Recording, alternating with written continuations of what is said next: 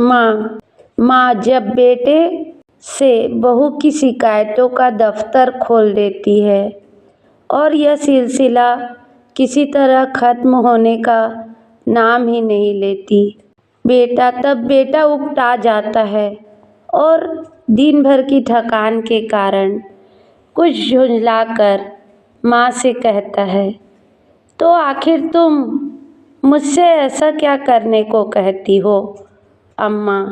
मेरा काम स्त्री को शिक्षा देना तो नहीं है, यह तो तुम्हारा काम है। तुम उसे डांटो, मारो, जो सजा चाहे दो। मेरे लिए इससे ज़्यादा खुशी की और क्या बात हो सकती है कि तुम्हारे प्रयत्न से वह आदमी बन जाए। पर मुझसे मत कहो कि उसका सलीका सही नहीं, तमीज़ नहीं, उसे बेअदब है। उसे डांट कर सिखाओ अम्मा। वह मुंह से बात निकलने नहीं देती। डांट तो दूं, पर वह मुझे ही नोच खाए। उसके सामने अपनी आबरू बचाती फिरती हूँ कि किसी के मुंह पर मुझे कोई अनुचित शब्द न कह बैठे। बेटा, तो फिर इसमें मेरी क्या खता है? मैं तो उसे सिखा नहीं देता कि तुमसे वह बेअदबी करे। माँ, तो और कौन सिखाता है? बेटा, तुम तो अंधेर करती हो अम्मा। माँ, अंधेर नहीं करती, सत्य कहती हूँ। तुम्हारी ही सह पाकर उसका दिमाग बढ़ गया है। जब वह तुम्हारे पास जाकर टेसवे बहाने लगती है तो कभी तुमने उसे डांटा, कभी समझाया कि तुझे अम्मा का अदब करना चाहिए?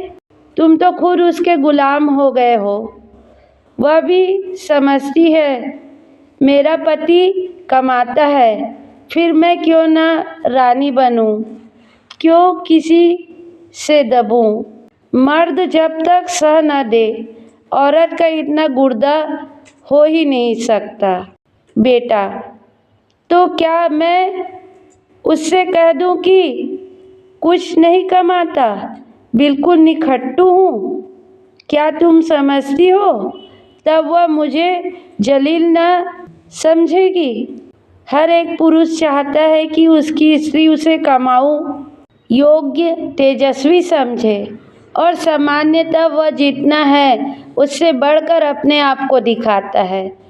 मैंने कभी नादानी नहीं की, कभी स्त्री के सामने डींग नहीं मारी, लेकिन स्त्री की दृष्टि में मैं अपना सम्मान खोना तो कोई भी न चाहेगा। माँ, तुम कान लगाकर ध्यान देकर और मीठी मुस्कुराहट के साथ उससे बातें सुनोगे तो वह क्यों न शेर होगी। तुम खुद चाहते हो कि स्त्री के हाथों मेरा अपमान कराओ। मालूम नहीं मेरे किन पापों का तुम मुझे यह दंड दे रहे हो। किन अरमानों से कैसे कैसे कष्ट झेलकर मैंने तुम्हें पाला। खुद नहीं पहना, तुम्हें पहनाया, खुद नहीं खाया, तुम्हें खिलाया। मेरे लिए तुम उस मरने वाली की निशानी थे और मेरी सारी अभिलाषाओं का केंद्र। तुम्हारी शिक्षा पर मैंने अपने हजारों के आभूषण होम कर दिए। विधवा के पास दूसरी कौन सी निधि थी, इसका तुम मुझे यह पुरस्कार दे रहे हो? बेटा, मेरी समझ में नहीं आता कि आप मुझसे चाहती क्या हैं। आपके उपकारों को मैं कब मेट सकता हूँ?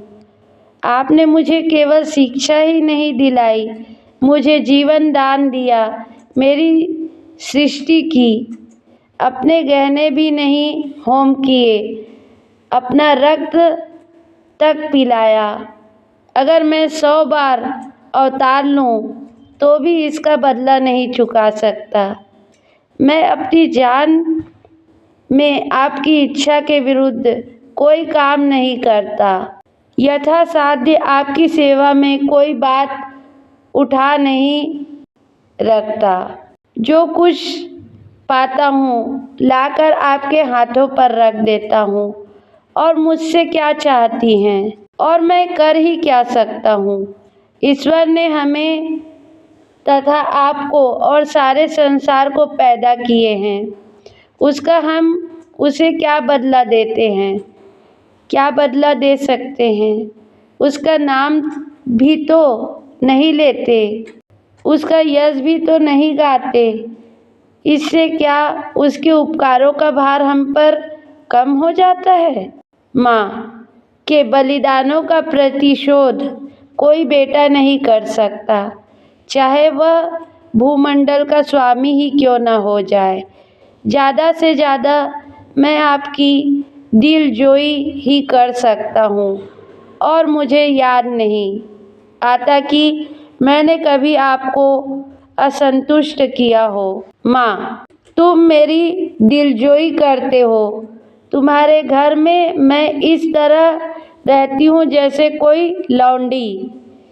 तुम्हारी बीवी कभी मेरी बात नहीं पूछती। मैं भी कभी बहू थी। रात को घंटा भर सास की देह दबाकर, उसके सिर में तेल डालकर, उन्हें दूध पिलाकर तब बिस्तर पर जाती थी। तुम्हारी स्त्री 9 बजे अपनी किताब लेकर अपनी सहनची में जा बैठती है, दोनों खिड़कियों खोल लेती है और मज़े से हवा खाती है। मैं मरूं या जीऊं उसे मतलब नहीं, इसलिए मैंने पाला था। बेटा, तुमने मुझे पाला था तो यह सारी सेवा मुझसे लेनी चाहिए थी, मगर तुमने मुझे कभी नहीं कहा। मेरे अन्य मित्र भी हैं, उनमें भी मैं किसी को माँ की देह में मुक्कियाँ लगाते नहीं देखता। आप मेरे कर्तव्य का भार मेरी स्त्री पर क्यों डालती हैं। यूँ अगर वह आपकी सेवा करे तो मुझे ज़्यादा प्रसन्न और कोई न होगा। मेरी आँखों में उसकी इज्जत दूनी हो जाएगी, शायद उससे और ज़्यादा प्रेम करने लगूं। लेकिन अगर वह आपकी सेवा नहीं करती तो आपको उससे अप्रसन्न होने का कोई कारण नहीं है। शायद उसकी जगह मैं होता तो मैं भी ऐसा ही करता। सास मुझे अपनी लड़की की तरह प्यार करती तो मैं उसे तलवे सहलाता, इसलिए नहीं कि वह मेरे पति की माँ होती, बल्कि इसलिए कि वह मुझसे मातृवत स्नेह करती। मगर मुझे खुद यह बुरा लगता है कि बहू सास के पांव दबाए। कुछ दिन पहले स्त्रियां पति के पांव दबाती थी, आज भी उस प्रथा का लोप नहीं हुआ है। लेकिन मेरी पत्नी मेरे पांव दबाए तो मुझे ग्लानि होगी। मैं उससे कोई ऐसी खिदमत नहीं कराना चाहता जो उसकी भी ना कर सकूं। यह रस्म उस ज़माने की यादगार है जब स्त्री पति की लौंडी समझी जाती थी। अब पत्नी और पति दोनों बराबर हैं, कम से कम मैं ऐसा ही समझता हूँ। माँ, तो मैं कहती हूँ कि तुम्ही ने उसे ऐसी ऐसी बातें पढ़ाकर शेर कर दिया है। तुम ही मुझसे बैर साध रहे हो। ऐसी निर्लज्जता, ऐसी बदजबान, ऐसी टर्री फूहड़ छोकरी संसार में न होगी। घर में अक्सर मोहल्ले की बहनें मिलने आती रहती हैं।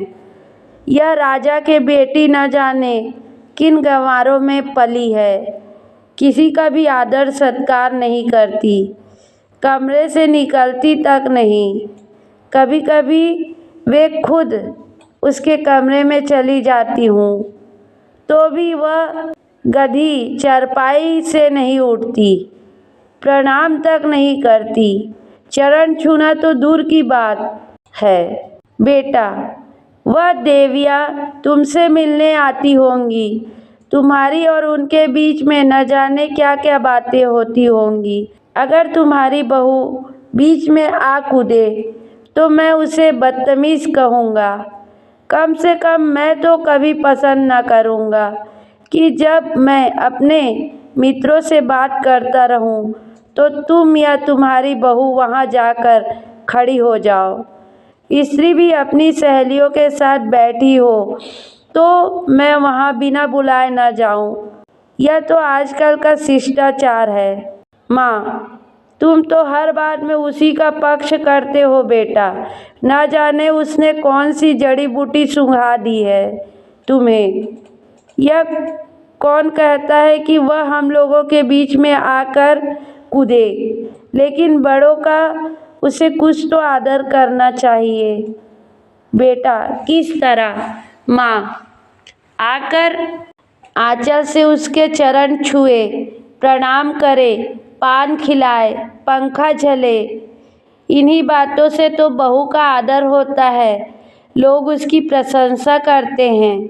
नहीं तो सब की सब यही कहती होंगी कि बहू को घमंड हो गया है, किसी से सीधे मुंह बात नहीं करती।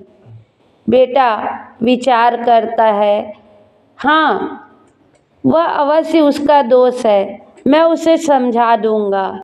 माँ प्रसन्न हो जाती है।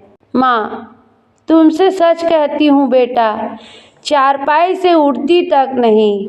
सब औरतें धूड़ी धूड़ी करती है, मगर उसे तो शर्म जैसे छू ही नहीं गई हो, और मैं हूँ कि मारे शर्म के मरी जाती हूँ। बेटा, यही मेरी समझ में नहीं आता कि तुम हर बात पर अपने को उसके कामों की जिम्मेदार क्यों समझ लेती हो।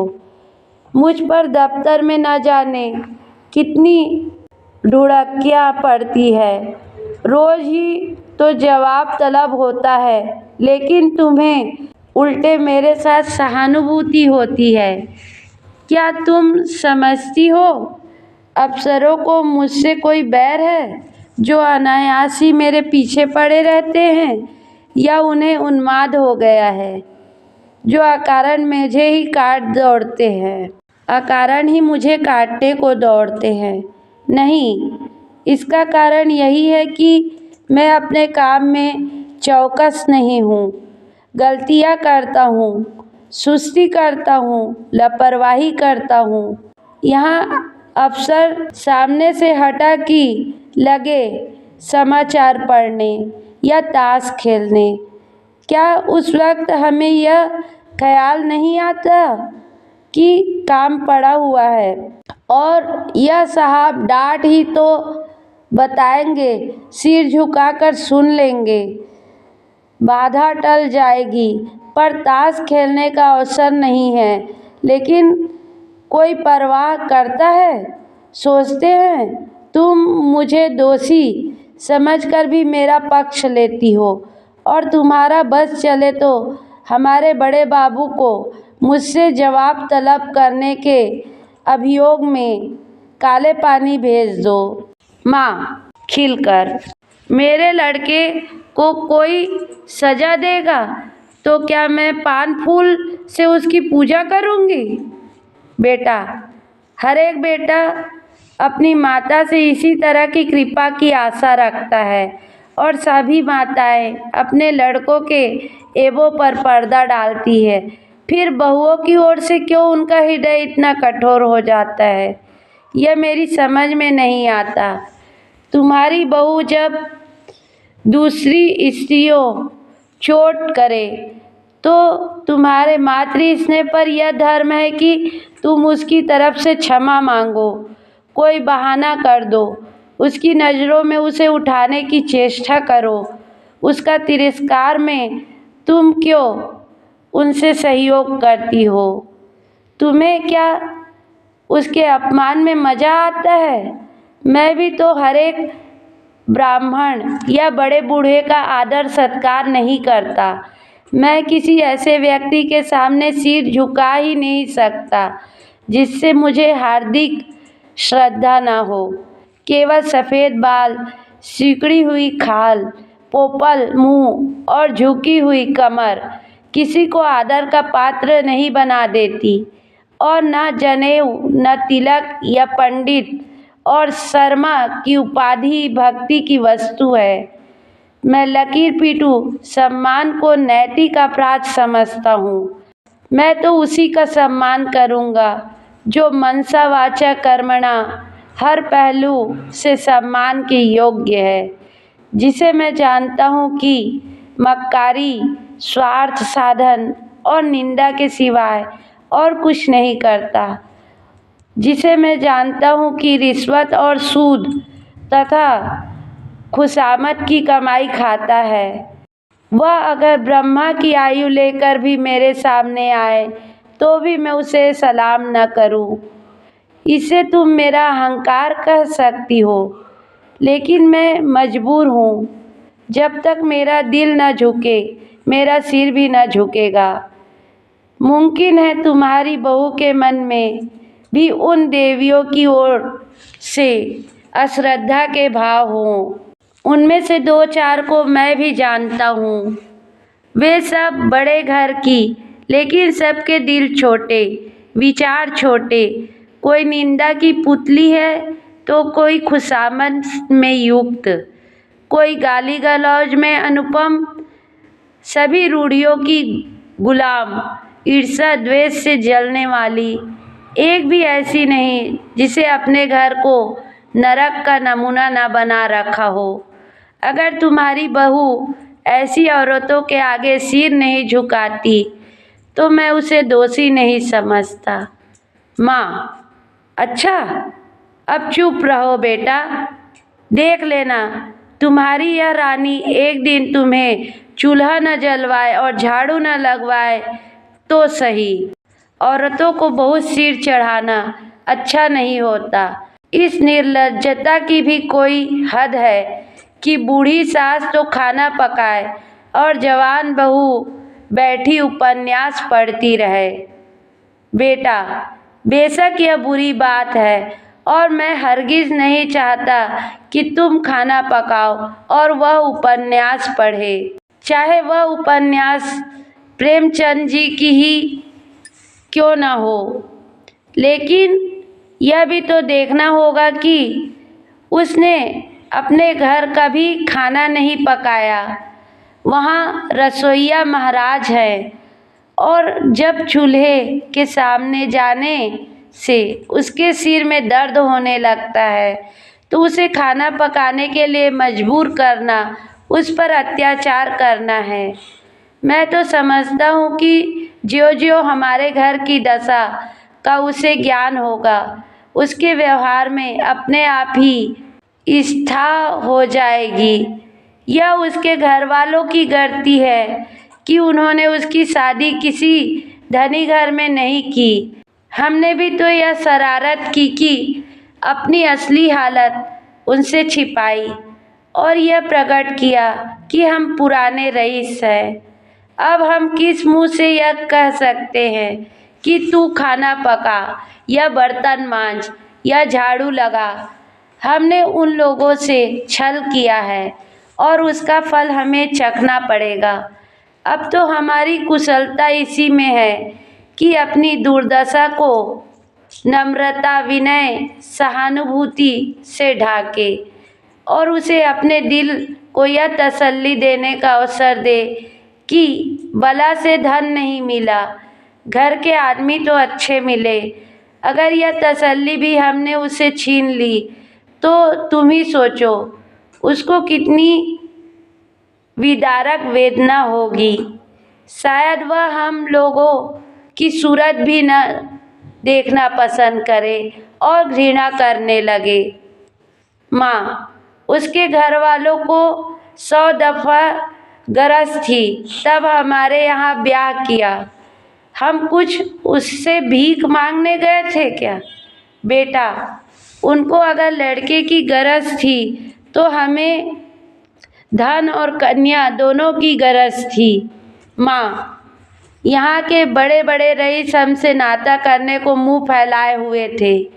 बेटा, इसलिए कि हमने रईसों का स्वांग बना रखा है। घर की असली हालात खुल जाए तो कोई बात भी ना पूछे। माँ, तो तुम्हें ससुराल वालों से कहाँ के रईस है? इधर जरा वकालत चल गई तो रईस हो गए, नहीं तो तुम्हारे ससुराल के बाप मेरे सामने चमचागिरी करते थे। और लड़की का यह दिमाग कि खाना पकाने से सर में दर्द होता है। अच्छे अच्छे घरों की लड़कियां गरीबों के घर आती हैं और घर की हालत देखकर वैसा ही बर्ताव करती हैं। यह नहीं कि बैठी अपने भाग्य को कोसा करे। इस छोरी ने हमारे घर को अपना समझा ही नहीं। बेटा, जब तुम समझने भी दो, जिस घर में घुड़कियाँ, गालियाँ और कटुताओं के सिवा कुछ ना मिला हो, उसे अपना घर कौन समझे? घर तो वह है जहाँ स्नेह और प्यार मिले। कोई लड़की डोली से उतरते ही सास को अपनी माँ नहीं समझ सकती। माँ तभी समझेगी जब सास पहले उसके साथ माँ का बर्ताव करे, बल्कि अपनी लड़की से ज़्यादा प्रिय समझे। माँ, अच्छा, अब चुप रहो, जी न जलाओ। यह ज़माना ही ऐसा है कि लड़कों ने स्त्री का मुंह देखा और उसके गुलाम हुए। ये सब न जाने कौन सा मंतर जंतर सीख कर आती हैं। यह बहू बेटी के लक्षण हैं कि पहर दिन चढ़े सोकर उठे। ऐसी कुलच्छनी बहू का तो मुख न देखूं। बेटा, मैं भी तो देर से सोकर उठता हूँ अम्मा, मुझे तो तुमने ऐसा कभी नहीं कोसा। माँ, तुम हर बात में उसे अपनी बराबरी करते हो। बेटा, यह उसके साथ घोर अन्याय है, क्योंकि जब तक वह इस घर को अपना नहीं समझती, तब तक उसकी हैसियत मेहमान की है और मेहमान की हम खातिर करते हैं, उसके ऐब नहीं देखते। माँ, ईश्वर न करे कि किसी को ऐसी बहू मिले। बेटा, तो वह तुम्हारे घर में रह चुकी। माँ, क्या संसार में औरतों की कमी है? बेटा, औरतों की कमी नहीं, मगर देवियों की कमी जरूर है। माँ, नौ जैसी औरत सोने लगती है तो बच्चा चाहे रोते रोते बेदम हो जाए, मिनती तक नहीं। फूल सा बच्चा लेकर मैके गई थी, 3 महीने में लौटी तो बच्चा आधा भी नहीं है। बेटा, तो क्या मैं यह मान लूं कि तुम्हें उसके लड़के से जितना प्रेम है उतना उससे नहीं? यह तो प्रकृति के नियम के विरुद्ध है। और मान लो वह निर्मोहिनी ही है तो उसका दोष है। तुम क्यों उसकी जिम्मेदारी अपने सिर लेती हो? उसे पूरी स्वतंत्रता है, जैसा चाहे अपने बच्चे को पाले। अगर वह तुमसे कोई सलाह पूछे, प्रसन्न मुख से दे दो, ना पूछे तो समझ लो उसे तुम्हारी मदद की ज़रूरत नहीं। सभी माताएं अपने बच्चों को प्यार करती हैं और वह अपवाद नहीं हो सकती। माँ, तो मैं सब कुछ देखूं, मुंह ना खोलूं, घर में आग लगते देखूं और चुप मुंह में कालिक लगाए खड़ी रहूं? बेटा, तुम इस घर को जल्द छोड़ने वाली हो, उसे बहुत दिन रहना है। घर की हानि लाभ की जितनी चिंता उसे हो सकती है, तुम्हें नहीं हो सकती। फिर मैं कर ही क्या सकता हूँ? ज़्यादा से ज़्यादा उसे डांट बता सकता हूँ, लेकिन वह डांट की परवाह न करे और तुर्की बतुर्की जवाब दे तो मेरे पास ऐसा कौन सा साधन है जिससे मैं उसे ताड़ना दे सकूं? माँ, तुम 2 दिन ना बोलो तो देवता सीधे हो जाए, सामने नाक रगड़े। बेटा, मुझे इसका विश्वास नहीं। मैं उससे ना बोलूं, वह भी मुझसे ना बोले। ज़्यादा पीछे पड़ूंगा तो अपने घर चली जाएगी। माँ, ईश्वर यह दिन लाए, मैं तुम्हारे लिए नई बहू लाऊंगी। बेटा, संभव है उसकी भी चच्ची हो। तभी सहसा बहू आकर खड़ी हो जाती है। माँ और बेटे दोनों स्तंभित हो जाते हैं, मानो कोई बम का गोला आ गिरा हो। रूपवती, नाजुक मिजाज, गर्वीली रमणी है जो मानो शासन करने के लिए ही बनाई गई हो। कपोल तमतमाए हुए हैं, पर अंधेरे पर विष भरी मुस्कान और आंखों में व्यंग परिहास लिए हुए। माँ अपनी झेप छिपाकर, तुम्हें कौन बुलाने गया था? बहू, क्यों, यहाँ जो तमाशा हो रहा है उसका आनंद मैं न उठाऊं? बेटा, माँ बेटे के बीच में तुम्हें दखल देने का कोई हक नहीं। तभी बहू का मुद्रा सहसा कठोर हो जाता है। बहू, अच्छा, आप जबान बंद करिए रखिए।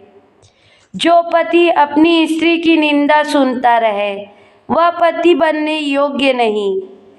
वह पति धर्म का क ख ग भी नहीं जानता। मुझसे अगर कोई तुम्हारी बुराई करता, चाहे वह मेरी प्यारी माँ ही क्यों न होती, तो मैं उसकी जबान पकड़ लेती। तुम मेरे घर जाते हो तो वहाँ तो जिसे देखती हूँ तुम्हारी प्रशंसा ही करता है। छोटे से बड़े तक गुलामों की तरह दौड़ते फिरते हैं। अगर उनके बस में हो तो तुम्हारे लिए स्वर्ग के तारे तोड़ लाएं।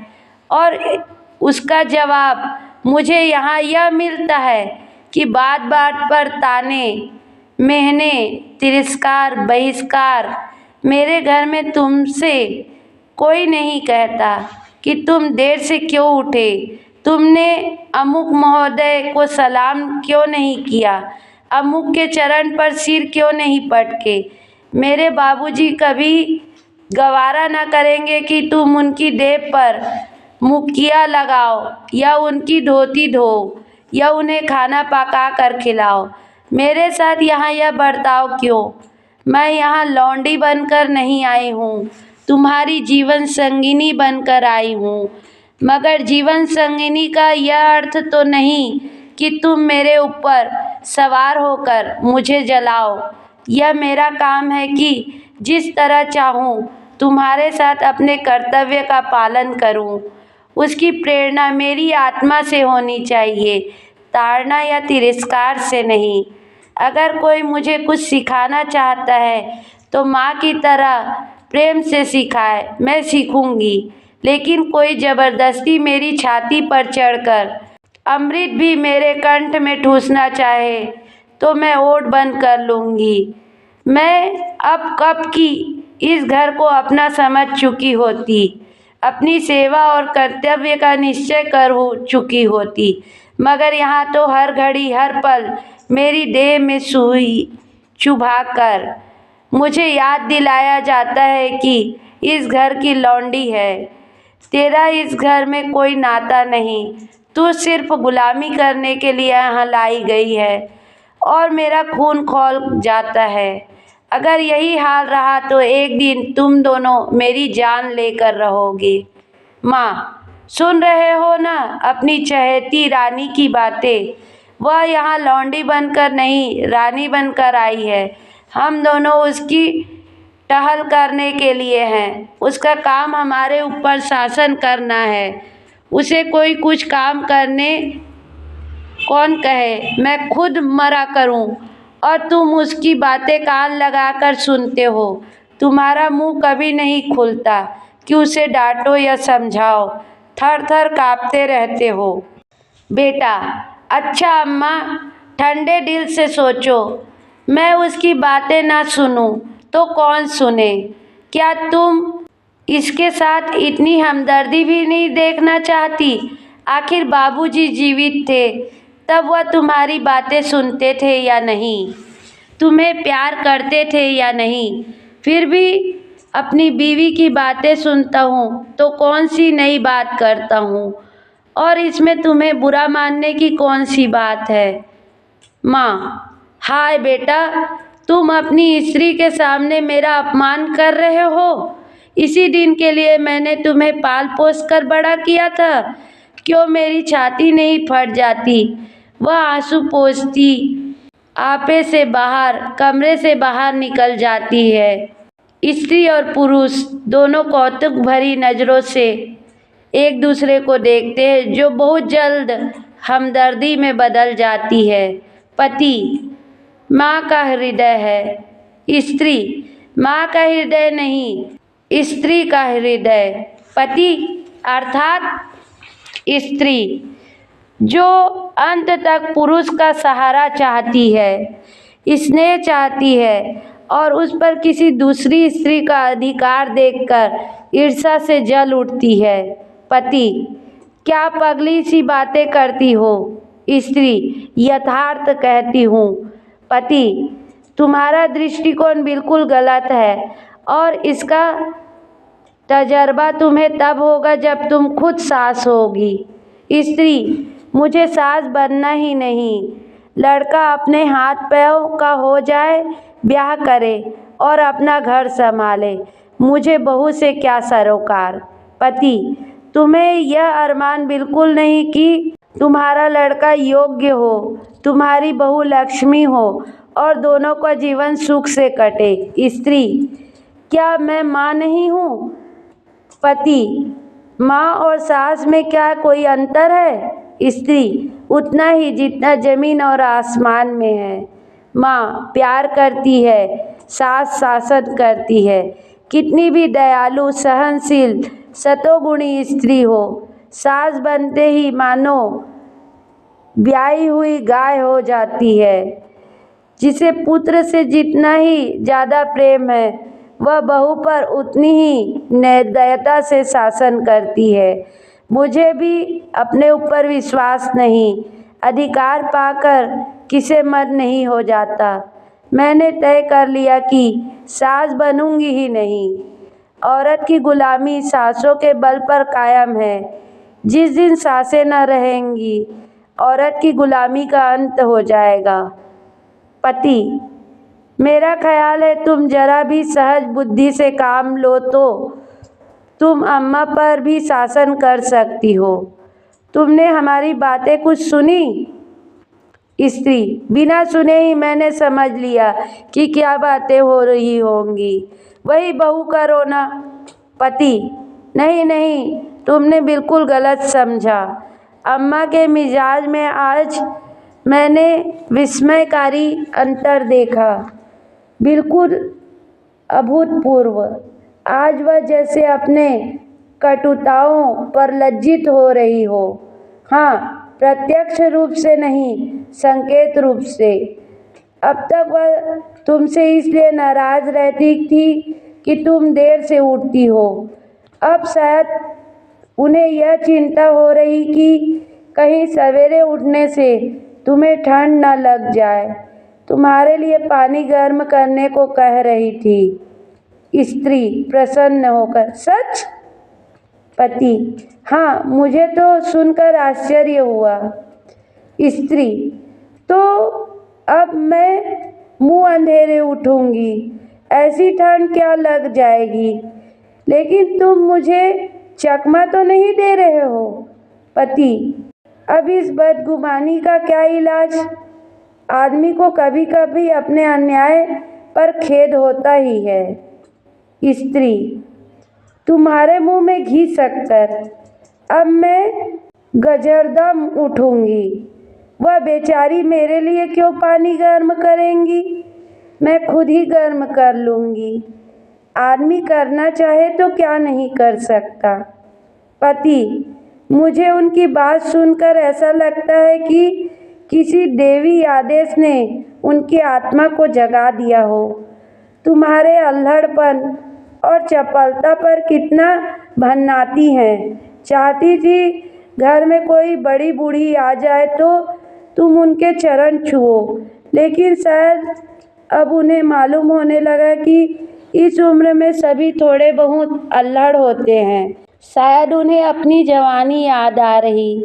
कहती थी यही तो शौक श्रृंगार, पहनने ओढ़ने खेलने कूदने के दिन थे। बुढ़ियाओं का तो दिन भर तांता लगा रहता है। कोई कहाँ तक उनके चरण छुए, और क्यों छुए, ऐसी कहाँ की बड़ी देवियाँ हैं। स्त्री: मुझे तो हर्षोन्माद हुआ चाहता है। पति: मुझे तो विश्वास ही ना आता है। स्वप्न देखने का संदेह हो रहा था। स्त्री: अब आई है राह पे। पति: कोई देवी प्रेरणा समझो। स्त्री: मैं कल से ठेठ बहू बन जाऊंगी। किसी को खबर भी ना होगी कि कब अपना मेकअप करती हूँ। सिनेमे के लिए भी सप्ताह में एक दिन काफ़ी है। बूढ़ियों के पाँव छूने में हर्ज ही क्या है। वे देवियाँ न सही, चुड़ैलें ही सही, मुझे आशीर्वाद तो देंगी, मेरा गुण तो गाएंगी। पति: सिनेमा का तो उन्होंने नाम भी नहीं लिया। स्त्री: तुमको जो इसका शौक है, अब तुम्हें भी ना जाने दूंगी।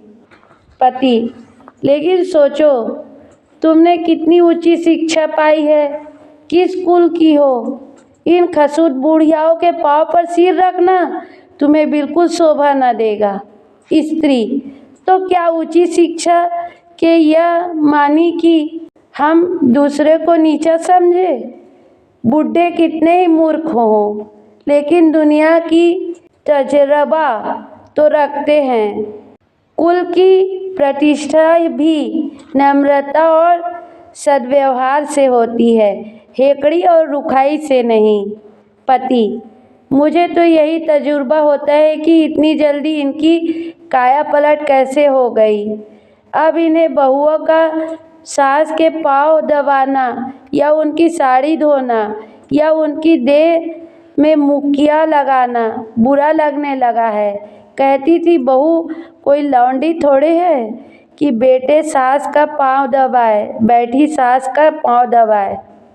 स्त्री: खाओ मेरी कसम। पति: हाँ जी, सच कहता हूँ।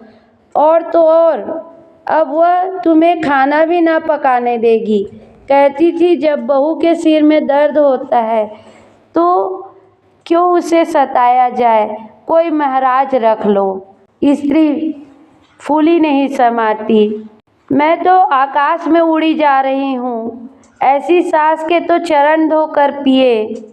मगर तुमने पूछा नहीं, अब तक तुम क्यों उसे मार मार कर हकीम बनाने पर तुली रहती थी। पति: पूछा क्यों नहीं, भला मैं छोड़ने वाला था। बोली मैं अच्छी हो गई थी, मैंने हमेशा खाना पकाया है, फिर वह क्यों ना पकाए। लेकिन अब उनकी समझ में आया है कि वह निर्धन बाप की बेटी थी, तुम संपन्न कुल की कन्या हो।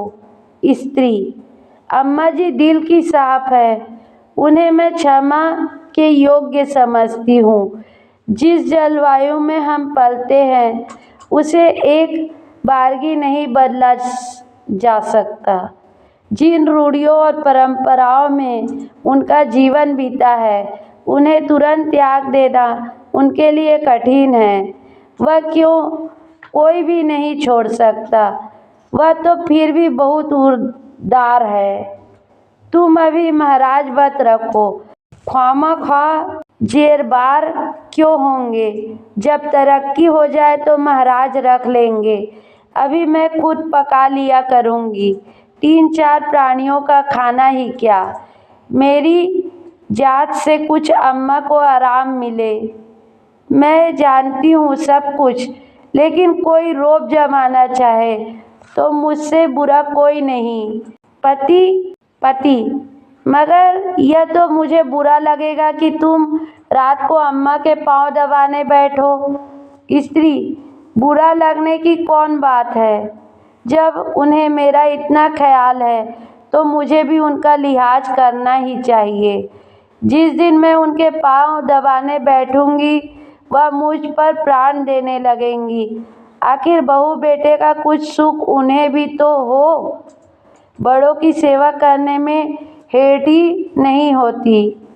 बुरा तब लगता है जब वह शासन करते हैं और अम्मा मुझसे पाँव दबवाएगी थोड़े ही शेर का यश मिलेगा।